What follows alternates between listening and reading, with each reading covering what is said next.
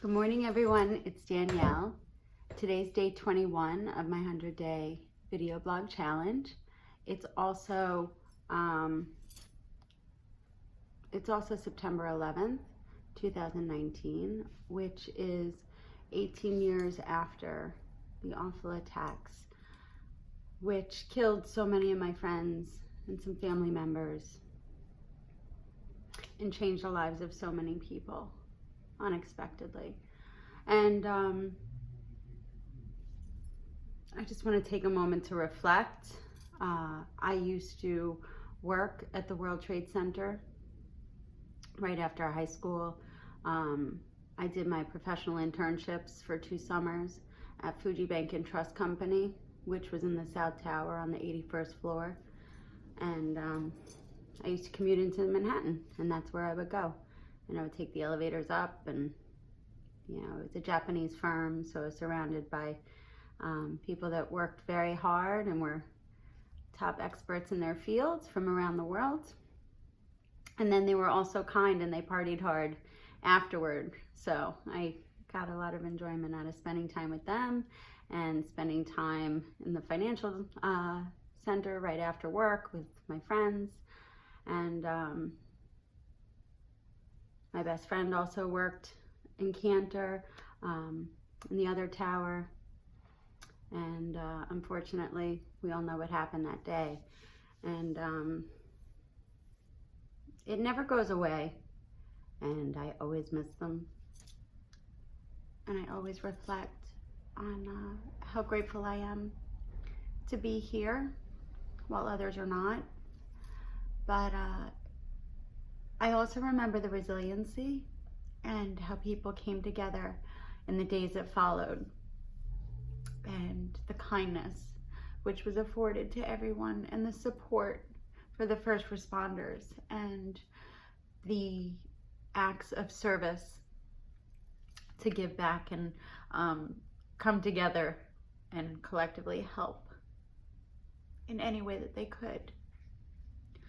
So I'm really thrilled New York just signed a bill to formally observe a moment of silence throughout all of the schools in New York on September 11th to honor and to remember.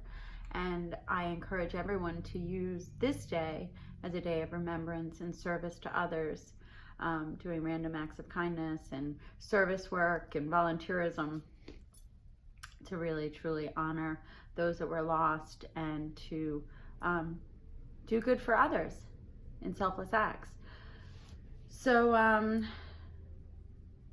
there's enough personal stories that I don't need to recount all who I lost, but I do cherish them, and it was more than many. But it doesn't mean that my pain or remembrance is any more important or any more painful than anybody else's, or less painful than anybody else's. Because even people that don't live here in New York or in Pennsylvania or in DC, or who know somebody that was personally lost, gosh, I wish nobody was lost. But everybody knows where they were when it happened. And I think it's safe to say everybody would pray that this will never ever happen again. Hence the mantra, never forget, so that history may never repeat itself. But what are the lessons learned? Is it one of anger? I still have anger for what happened. But is it maintaining and carrying on their legacy of all those who were lost? Because some who were lost that day were some of the most beautiful souls I've ever known. And they were taken too soon, without explanation. And we carry on their memory by sharing stories of them and carrying them in our heart, or watching their children grow without their parent or loved ones. I try my best to honor them and to remember and to carry them in my heart, and to be a good person. So I work with my kids, and I say, being of service is important. We could always do more, always. I plan some specific volunteer work to do with them. I do what I can to try to help others and pay it forward, because I know that I'm blessed in my life. So to be able to help assist others, that's something that is just really important to me, keeps me grounded. And if I'm able to help others as others have helped me, that's what makes the world go round. So I encourage you to take some time and meditate and reflect and just honor your emotions. If you feel sad, it's okay. If you feel nostalgic and that you miss your loved ones, that's important. It's important to feel it and to remember. And share stories. Share stories with the next generation so that they know and that they understand as best as they're able to. And talk about things that can be done to foster community and to foster service and to foster goodwill to those less fortunate or those who are suffering or those who are hurt.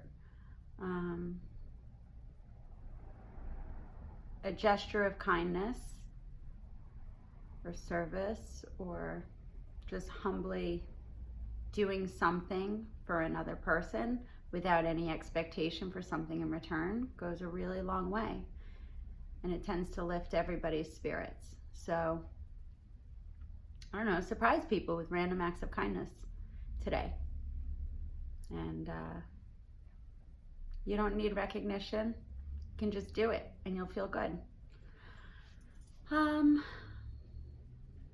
It's a hard day for many, so tread lightly and be gentle with yourself and with others. And I hope you all have a good day. Okay. I'll be remembering my loved ones. I miss them. And I will never forget. I honor them by paying it forward and sharing their stories of all the good times too.